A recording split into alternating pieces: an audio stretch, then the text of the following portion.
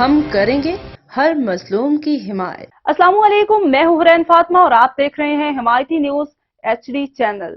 نظر ڈالتے ہیں آج کی اہم خبروں پر۔ سانگھڑ بیورو چیف وقار بھٹی سانگھڑ کے قریب روتیانی میں گورنمنٹ اقرا پرائمری اسکول کی سرکاری رقبے پر مبینہ طور پر قبضہ کرنے والے بااثر شخص کے خلاف دیہاتیوں نے احتجاج کیا اور نعرے بازی کی۔ انہوں نے بتایا کہ مبینہ پیپلز پارٹی کے رہنما چودھری نثار ورجٹ کا ہمارے گاؤں کے گورنمنٹ اقرا پرائمری اسکول پر قبضہ کیا 4 دیواری تعمیر کر رہی ہے۔